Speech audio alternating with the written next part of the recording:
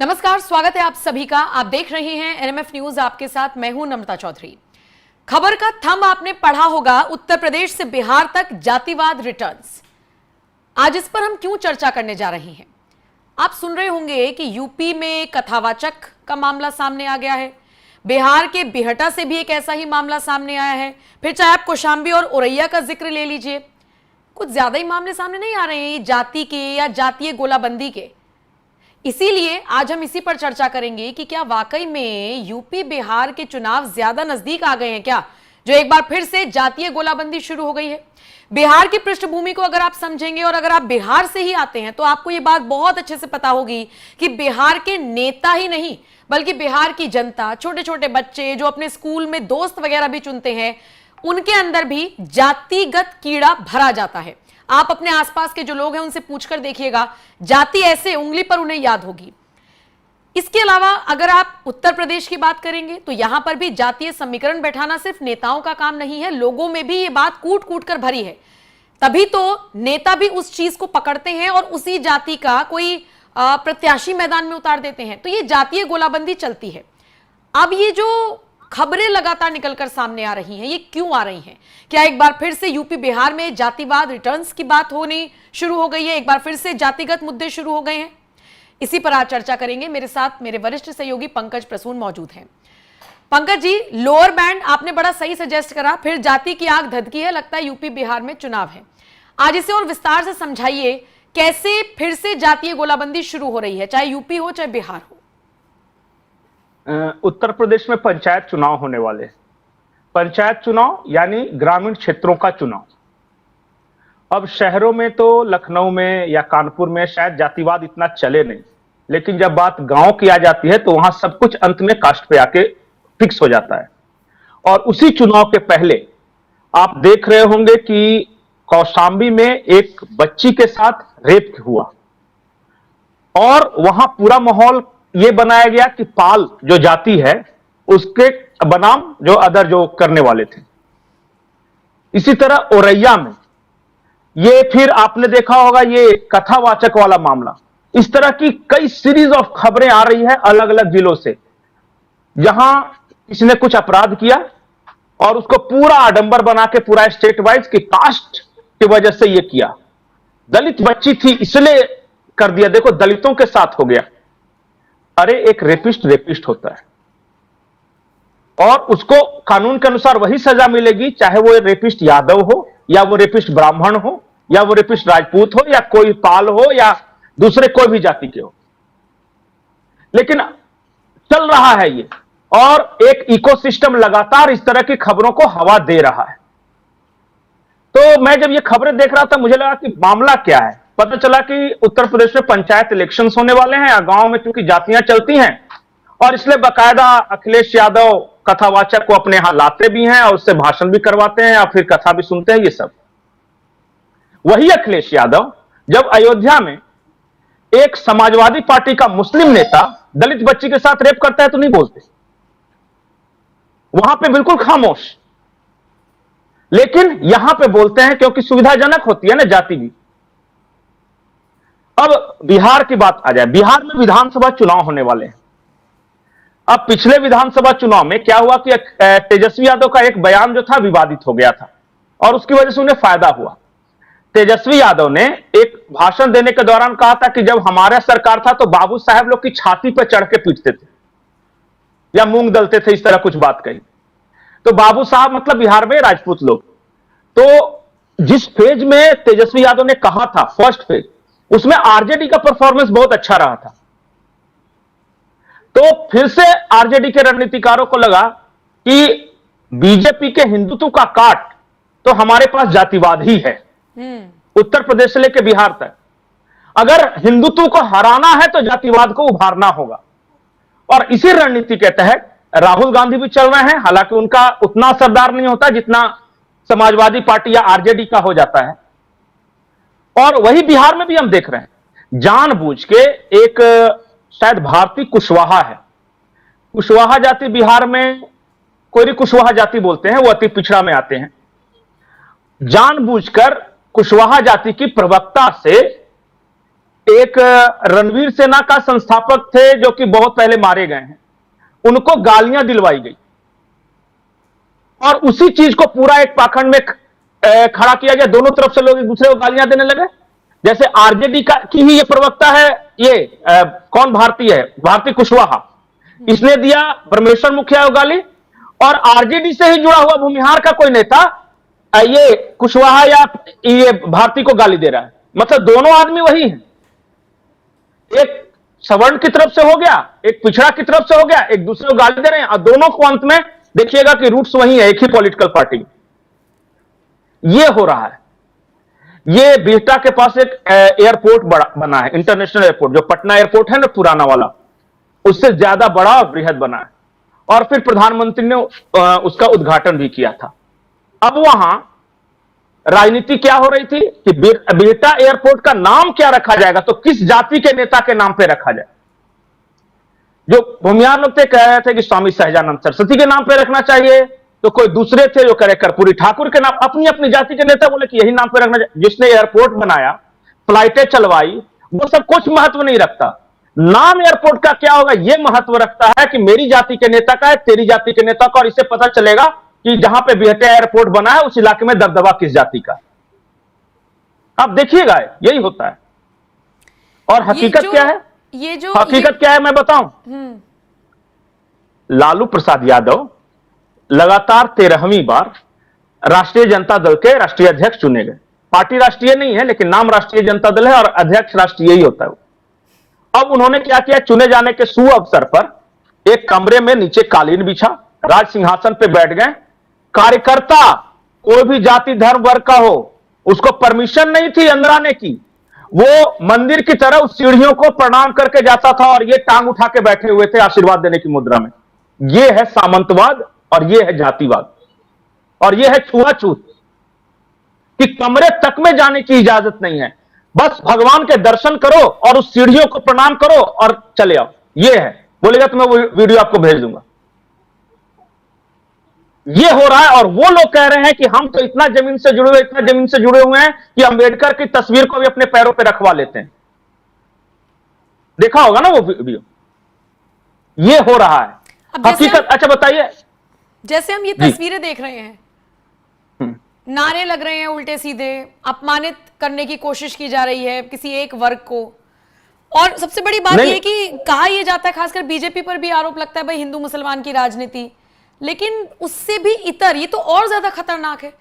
अगर आपके जहन में ये बैठ गया कि मैं इस जाति का हूं या वो उस जाति का, और जो बैठा हुआ है इसे निकालने के बजाय हर बार चुनाव में फायदा लेने के लिए जो और जहर घोला जाता है, ये तो बहुत खतरनाक है। नम्रता, हम तो उस समाज में जी रहे हैं ना जहां जो देश के महापुरुष हैं उनकी भी जाति बता दी जाती है कि महात्मा गांधी बनिया थे तो अंबेडकर दलित थे, तो अब ये फलाने कोई ब्राह्मण थे, चंद्रशेखर आजाद ब्राह्मण थे। हम इतने गिरे हुए लोग हैं कि जिन्होंने इस देश को आजाद करवाया उसको भी अपने जातियों के खांचे में बांट दिया। जो स्वामी सहजानंद सरस्वती मजदूरों किसानों की बात करते रहे और वो लड़े, उनको यह कह दिया कि सहजानंद सरस्वती तो सिर्फ भूमिहारों के नेता हो गए और जो मजदूरों के नेता है वो कोई कम्युनिस्ट रहेगा। ये है, हम पता है ना, बिहार का मैं एक बहुत अच्छी बात बताता हूं और बुरी बात भी है। वहां डॉक्टर भी लोग अपनी जाति के ही जाते हैं कि मतलब मेरी बीमारी कौन ठीक कर सकता है, इससे कोई मतलब नहीं। अगर मुझे कैंसर भी हुआ है तो फलाना बाबू जो है ना मेरी कास्ट के, उनके पास जाना। अभी भी है, और अभी भी है, बिल्कुल है, बिल्कुल है। आप मतलब पता कर लीजिए बिहार में बात कर रही थी, जैसे आप खुद बिहार झारखंड में रहे हैं, आप तो मतलब पूरा एकदम बारीकी से जानते हैं, लेकिन मैं जितने लोगों को जानती हूं उनमें से एक से मेरी बात हुई तो उसने कहा कि जो स्कूल में हम फ्रेंड्स भी चुनते हैं ना या चुनते थे, तो हमें घर में भी यही बताया गया है कि किस जात के साथ आपको रहना है या दोस्ती करनी है। नहीं, बचपन में हकीकत बताता हूं, हकीकत बताता हूं, हम तो सीबीएसई बोर्ड से पढ़ने वाले थे, अंग्रेजी मीडियम, क्योंकि पिताजी सरकारी कर्मचारी थे तो इतना सक्षम। वहां पे 9-10 तक हॉस्टल में तो पता भी नहीं था कि कौन किस जाति का था। सरनेम था भी तो कोई बहुत बच्चों के लिए महत्व नहीं रखता। लेकिन 10th के बाद पहली बार मुझे पता चला कि सामने वाला मेरा फ्रेंड है, उसकी जाति क्या है। लेकिन ये सीबीएसई जो सक्षम परिवार है उनकी यह स्थिति है। जो बिहार बोर्ड में पढ़ते हैं ना, उनका फ्रेंड सर्कल देखिएगा, वो चार घूमते रहेंगे, चारों को पूछ लीजिएगा, मैक्सिमम चांसेस ये हैं कि वो एक समान कास्ट के मिलेंगे। मतलब कि भारत पाकिस्तान में इतनी नफरत नहीं है जितना एक कास्ट का दूसरे कास्ट से है। हाँ, और उसकी कास्ट बता के उसको ऐसे दिखाना है जैसे गाली दे रहे हो। बिल्कुल नहीं, और इतने अभद्र नारे और एक दूसरे को नीचा दिखाने वाला, मतलब मैं वो यहां पे इस्तेमाल नहीं कर सकता। और जो समझदार लोग थे ना उस वक्त क्या करते थे ना, कास्ट न्यूट्रल नाम रखने लगे। मैं झूठ नहीं बोला, मेरा नाम पंकज प्रसून है, बिहार में किसी का नहीं होता। ये क्यों रखा गया पता है? पता न चल सके कि इसकी कास्ट क्या है, नहीं तो बाद में परेशानी होगी। और बहुत आपको कौशल किशोर, मृगेंद्र मृणाल, इस तरह आपको नाम मिलेंगे। ये बोलेंगे, आप भी ये सोचते रह जाएगा कि ये न सिंह है, न शर्मा है, न त्यागी है, न चौधरी है, क्या है ये। लेकिन बिहार में छुपाया गया है, और पूरी की पूरी एक पीढ़ी का नाम इस डर से छुपाया गया है कि मेरा बच्चा पढ़ रहा है तो कहीं उसका कोई किडनैप न कर ले, कहीं उसका कुछ गलत ना हो जाए। रास्ते में अगर हॉस्टल से आ रहा है तो रास्ते में पता चला कोई कास्ट पूछ के मार ना दे, बसों से उतार के मारते थे गोली। हमने पाकिस्तान में सुना ना कि वहां पंजाबी आर्मी को पूछ के मारते हैं बलूच वाले कि कितने पागल। यहां होता था बिहार में। कई मास्टर साहब आप ये कितने स्कूल साल से पहले की लौटते, बात बता रहे हैं। मैं तो अगर 2025 में, अगर 25 में देखूं तो ये जो तस्वीरें हैं यूपी बिहार से आ रही हैं, ये बहुत ज्यादा तो बदली नहीं है। चलो गोली नहीं मारी जा रही, अच्छी बात है। नहीं बदली है, मैं ये नहीं बोलूंगा कि नहीं बदली है, जाति तो मैं ये नहीं बोलूंगा कि नहीं बदली में बैठी हुई है। बिल्कुल। और मैं बताता हूं आपको, हकीकत यह है कि पिछड़ा वर्ग है तो कुछ दबंग जातियों ने पिछड़े वर्ग के सारी नौकरियों पे कब्जा करके रखा है। दलित है तो वहां भी कुछ दबंग जातियां हैं, नवधनाढ़ वर्ग पैदा हो गया है, उन्होंने वो करके रखा है, वो इस्तेमाल करते हैं। और सवर्णों में भी यही है कि जो पैसे वाले हैं, जो संपन्न है, वो थोड़ी ना गांव के सवर्ण को, जो पंडित जी बेचारा अगर कोई है तो उसको अगर खाने को नहीं है तो कुछ दे दे रहा है, ऐसा नहीं है। हर जाति में भी एक सामंतवादी है। और ये कहा करते थे कर्पूरी ठाकुर। कभी जब वो हकीकत में, ये तो पूरा ये नारा है, और ये जो है, मैं चाहता हूं कि थोड़ा सा आप सुनाएं। और आज की तारीख में लग रहा है 2025 के भारत में, और नौजवान लगा रहे हैं, ये कोई बूढ़ा नहीं है कि 60 साल का बूढ़ा है जो अपने समय का ये कर रहा है। सुनवाइए, ये कॉलेज में पढ़ने वाले लड़के। Videos back to back play कर दीजिए। जब जब ब्राह्मण बोला है, जब जब ब्राह्मण बोला है, जब जब ब्राह्मण बोलेगा, जब जब ब्राह्मण बोलेगा। बहुत बहुत धन्यवाद, प्रणाम।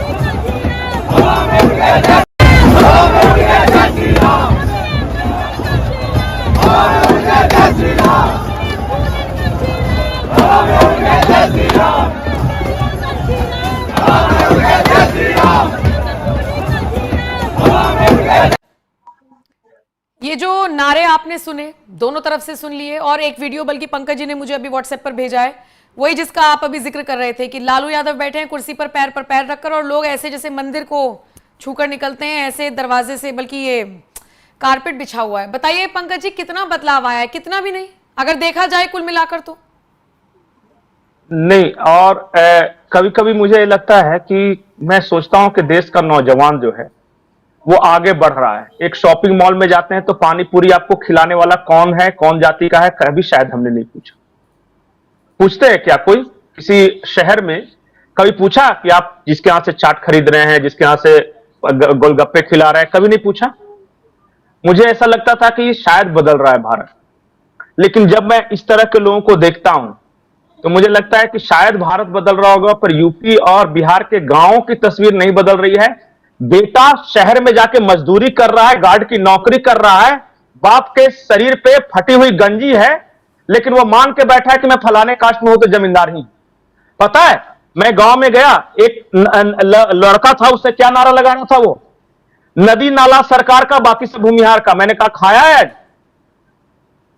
तो पता चला कि शाम को खाने की रोटी नहीं थी उसके पास, और वो नारे लगा रहा था कि नदी नाला सरकार का, बाकी सब भूमिहार का। ये हाल है। मतलब कि खेत बिक गए, मकान गिरवी रखा हुआ है, भाग रहा है और नदी नाला सरकार का वो नारा लगा रहा है वो लड़का। ये यूथ है, ये हकीकत है। जिसे देश का भविष्य कहा जाता है। इसीलिए मैं बार बार यही सवाल पूछ रही थी कि ये कितना खतरनाक है। अंदाजा जो लोग इस वीडियो को देख रहे हैं वो भी लगा सकते हैं। बहरहाल पंकज जी, ठीक है, मुझे लगता है ये जो जातीय गोलाबंदी करने की कोशिश की जा रही है, एकाएक मामले आ रहे हैं, चाहे यूपी हो चाहे बिहार हो, लोगों को समझ में आ रहा है कि जब चुनाव नजदीक आते हैं इस तरह के घटनाक्रम होते हैं। जी, एक आखिरी बात, ये सारिका, ये भारती कुशवाहा है, आरजेडी के नेता, ये कुशवाहा जाति की है। आरजेडी पिछले 2-3 चुनाव से कोशिश कर रही है कि कुशवाहा जाति के वोट अपनी तरफ हम खींच सकें और कई कैंडिडेट्स भी खड़े किए। भूमिहारों को गाली दिलाने के लिए राजद ने कुशवाहा नेता ही क्यों चुना, ये कभी सोचेंगे तब पता चलेगा। क्योंकि यादव मेरा है, मुस्लिम मेरा है, अगर कुशवाहा और सवर्णों में झगड़ा हो गया तो कुशवाहा मेरा हो जाएगा, तो मैं चुनाव निकालूंगा। रणनीति ये है। और कुछ पागल ये सोच रहे हैं कि हमारे जाति के नेता को गाली दी। बिल्कुल बिल्कुल, सब राजनीति है ये। बिल्कुल, और ये लोगों को समझना होगा अब। और ये लोग कब समझेंगे, ये मुझे लगता है कि ये मेरी समझ से भी परे है कि लोग कब समझेंगे कि ये सब जाति में पड़ना या बंटना इनके लिए ही कितना खतरनाक साबित हो सकता है। फिलहाल शुक्रिया मेरे साथ जुड़ने के लिए, बहुत विस्तार से चर्चा करने के लिए। अब आपके हवाले ये वीडियो, ये चर्चा, ये खबर बताइएगा जरूर, आपका क्या कुछ कहना है। नमस्कार।